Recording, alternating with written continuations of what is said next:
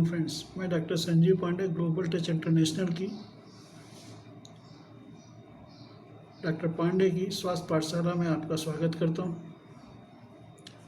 आज हम लोग विषय जो ले रहे हैं ये मेडिटेशन का है। मेडिटेशन जैसा कि पिछले से पिछले एपिसोड में डॉक्टर अमृत राज ने मेडिटेशन के बारे में एक ट्यूटोरियल दिया था। मेडिटेशन एक टूल है, एक की प्रक्रिया एक टूल है, बल्कि अपने आप के इंटरनल एनवायरनमेंट को शांत करने का, उसको बहुत सारे बाहर के जो स्ट्रेस फैक्टर हैं उनसे दूर रखने का। मेडिटेशन को करने के लिए सबसे पहले हमें एकाग्रता होनी चाहिए, लानी होती है, कंसंट्रेशन। उस कंसंट्रेशन के लिए हमें बहुत सारी ऑब्जेक्ट हैं हमारे सामने। हम इमेजिन कर सकते हैं किसी ऑब्जेक्ट को, हम पूजा कर सकते हैं, हमारे सामने हाथ में माला जप सकते हैं, हम भगवान के सामने जाके हाथ जोड़ सकते हैं, हम किसी कार्य में व्यस्त हो सकते हैं।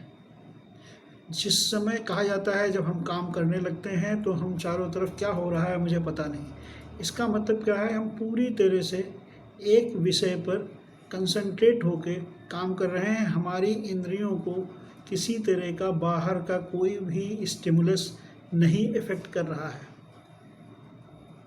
जब ये स्थितियाँ बगैर किसी ऑब्जेक्ट के ऐसी स्थिति प्राप्त होने लगती है कि हमारी इंद्रियां किसी भी तरह का स्टिमुलस से प्रभावित नहीं हो रही होती, तो उस कंडीशन को हम कहते हैं मेडिटेशन। जब हमारी इंद्रियां अप्रभावित रहती हैं किसी भी स्टिमुलस के प्रति, तो हमारी शरीर की सामान्य प्रक्रियाएं अपने स्टेटस में आ जाती हैं। हमारा मेटाबॉलिक रेट नॉर्मल रहता है, हमारी ब्रीदिंग रेट नॉर्मल रहती है, हमारा हार्ट रेट नॉर्मल रहता है। किसी भी तरह की किसी भी प्रकार की कोई हलचल हमारे शरीर के अंदर एक्स्ट्रा डिमांड के रूप में नहीं होती है। जैसे हम लोगों ने कहा, स्ट्रेस किसको कहते हैं? Extra demand put on your body.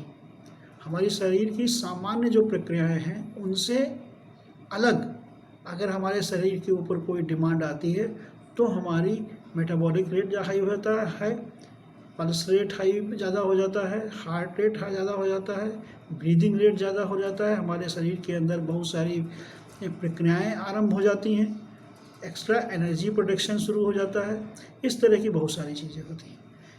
जब ये स्थिति आती है कि किसी भी तरह का हमारे ऊपर बाहर का स्टिमुलस प्रभावी नहीं रह जाता है, उस कंडीशन को हम कहते हैं हम मेडिटेशन की कंडीशन में हैं, या योग में कहते हैं जब आदमी मेडिटेशन की स्थिति प्राप्त कर लेता है तो कहते हैं स्थित प्रज्ञ। किसी भी तरह की परिस्थिति का उस व्यक्ति पे कोई प्रभाव नहीं होता है, वो सामान्य रूप से रहता है। तो अगर आप बाई प्रैक्टिस कंसंट्रेशन बढ़ाते ऐसी स्थिति में आ जाते हैं कि आप नॉर्मल ज़िंदगी में भी रहते हुए भी आपको कोई चीज़ आपकी सोच को प्रभावित नहीं कर पा रही है, उस स्थिति को कहते हैं हमने मेडिटेटिव स्टेटस प्राप्त कर लिया है। इससे फ़ायदा क्या होता है? फ़ायदा ये होता है कि शरीर को किसी भी तरह का कोई भी अनावश्यक कार्य नहीं करना पड़ता है, जिस अनावश्यक कार्य से फ्री रेडिकल्स बॉडी में पैदा हो बहुत सारे। और फ्री रेडिकल हमारे बॉडी में जो बफर्स हैं, जो एंटी ऑक्सीडेंट हैं, उनकी कैपेसिटी से बाहर नहीं जाने पाते हैं। तो फ्री रेडिकल कहीं पर ऐसी जगह ऑक्सीडाइज नहीं हो पाते हैं जहाँ पर परमानेंट डैमेज कर लें। तो मेडिटेशन एक सतत प्रक्रिया है, न कि केवल एक बार एक जगह पर बैठ जाके मेडिटेशन एक पॉस्चर लगा के हमने मेडिटेशन करना शुरू किया। मेडिटेशन से पहले कंसंट्रेशन की प्रैक्टिस की जाती है। उसके लिए हमें इमेजिनरी ऑब्जेक्ट ढूंढ सकते हैं, हम किसी ऑब्जेक्ट को ढूंढ सकते हैं, हम जो है इमेजिन कर सकते हैं, हम अपनी सांस प्रश्वास की गति पे कंसंट्रेशन कर सकते हैं। मुख्य उद्देश्य है कि ब्रेन को एक जगह पर कंसंट्रेट करने की स्थिति में के लिए तैयार करना। तो ये प्रक्रिया है। जब वो तैयार हो जाता है तब जिस कार्य को आप कर रहे होते हैं उसी कार्य में फिर आपका दिमाग लगने लगता है, इधर उधर की बहुत सारी कोई भी बात आपको प्रभावित नहीं करती है। उस स्थिति को कहते हैं मेडिटेशन। मेडिटेशन करने के लिए कंसंट्रेशन की प्रैक्टिस आवश्यक है और वो आप करते रहिए तो आपकी ज़िंदगी में बहुत सारे सुधार आ जाएंगे। धन्यवाद।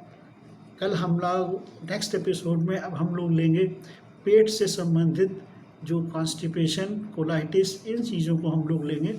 और तब तक के लिए अगर आपको ये एपिसोड पसंद आया हो तो इसको लाइक करें, चैनल को सब्सक्राइब करें और अपने सुझाव कमेंट में भेजें। gtipathshala@gmail.com पे आप अपने सुझाव और सवाल भेज सकते हैं। धन्यवाद।